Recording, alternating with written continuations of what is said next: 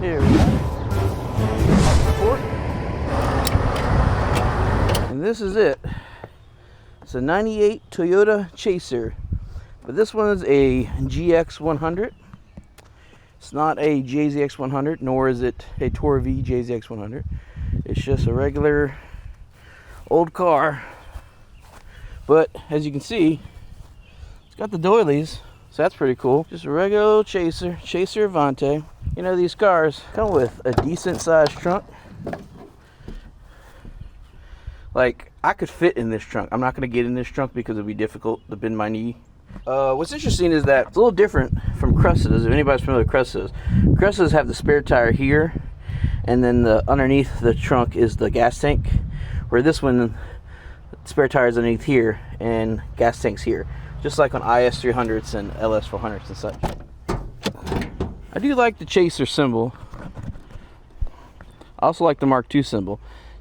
And the Cresta symbol's alright, but I like the green. I don't know if you can see it on camera. There's like a green fleck in there with like a bow and arrow, because it's Chaser, meaning like a hunter type thing. Just a 1G FE, simple, 2-liter straight six.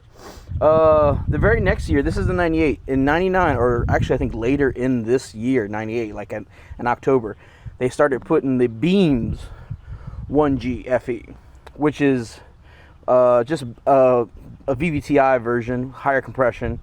I think this one puts out 150 horsepower to the crank, and the Beams one puts out 200. They also put those in IS200, but it came with the 3S GE beams as well. But whatever. Interesting. It's an AC Delco battery. Usually you see Panasonic batteries in these things, a little tiny little battery with the pencil post. Another great thing about Toyotas in general, like this, the Cressida, the Mark IIs, all that stuff, they all come stamped and drilled for the clutch pedal. So I always thought that was really cool. Anyway, I know you guys aren't here to watch this video to talk about the engine and all this stuff. The real question is, will I fit in this car? Well, spoiler alert, this is like the third X100 and I fitted them. All these cars come with a manual passenger seat, electric driver seat. One of the first things, if you're a big guy, to get in this car, and for clarification, I'm 5'7", I weigh 400 pounds, but that doesn't mean anything because people carry weight differently. So for the purpose of this, I wear a 5X shirt. I probably could be I'm almost probably within 20 pounds of being a 4X shirt, but that should give you a better idea of like how, if you're thinking about buying one of these, could you fit in them? Because the next car down from this would be a Camry in size, and next up would be a Crown. Crown's like a GS300. GS300 is bigger. The next one up is a LS400 or a Celsior, right? Yeah, Celsior.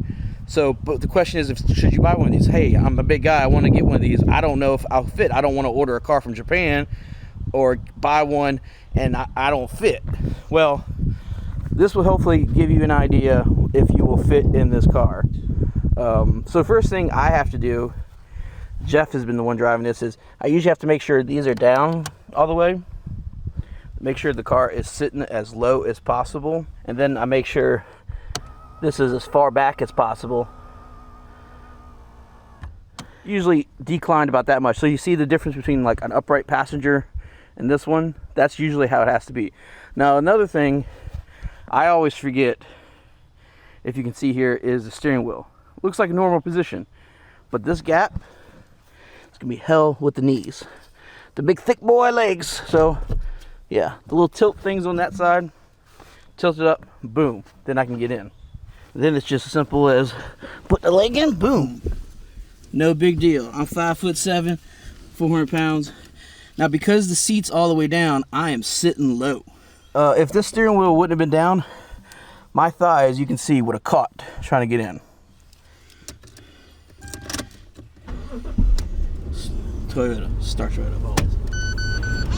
To drive it, one of the first things I do is usually then put the tilt down into a more comfortable position.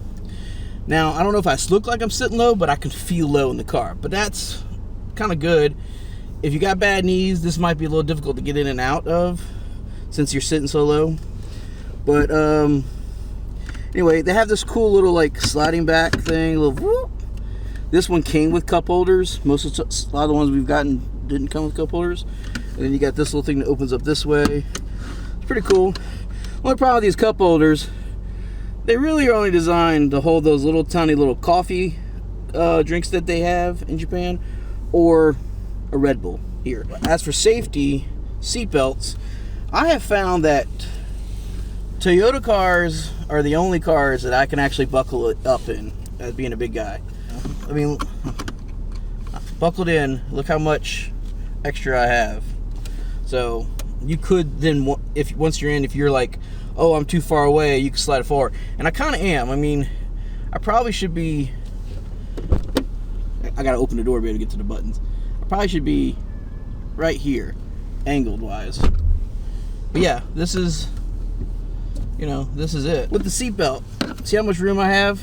I'll unbuckle myself real quick. How much room I have? I don't know if you can see behind me, but there's a Tahoe that's behind me. If I sit properly in a Tahoe, like at the steering wheel, I can't buckle up.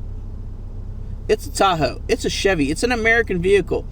It should be designed for bigger people, you would think, being a big SUV. Now, let's go take it for a ride real quick. Oh, yeah. If you know, you know. All Japanese cars beep on the inside when you put them in reverse. It's weird. I don't know why. The beeping is not on the outside of the car. It's just on the inside. It's very odd. Anyway, yeah, let's just take it for a quick spin down the road. These cars are super comfortable, I find, to drive over large distances. The only thing I ever have a problem with this car is the lack of cruise control. Now you could add cruise control. There's cruise control devices and stuff to add. That's the only thing, and that's more of a personal thing.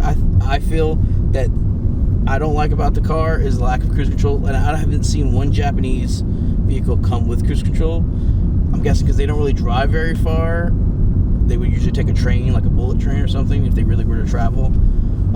Otherwise, they're just traveling maybe 100 miles, maybe 200 miles at the most, and you really don't, cruise control would be helpful for that, but it's not like, oh my God. But I've driven like 6-8 hours in these cars, and they're comfortable. Like the seating's comfortable. They got the little lumbar thing usually. Like I said, other than my right foot with having to hold down the gas. And usually what I do is I travel with sandals on, and it's easier for me to do that with bare foot than with a shoe on. This road is not the smoothest. Like I'm gonna go over some bumps. Oh yeah, super, super comfortable. I don't know what a Tour V would be like, suspension-wise, like a factory Tour V. In comparison, because it's a more sportier suspension, or even the Tour S, which Tour S has the Tour V suspension. But the factory suspension, super comfortable, super nice. But yeah, the purpose of these videos is this, you know, will you fit? Will it fit? Will I fit? Well, fit very nice and comfortably in this car.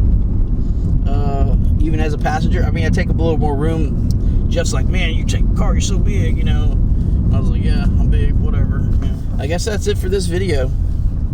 If you have any questions about, you know, comfortability of this car, being a big guy, or any other cars you'd be interested in that we come across here, I don't know what I'm talking about. Anyway, just leave a comment below. Till then, see y'all next time.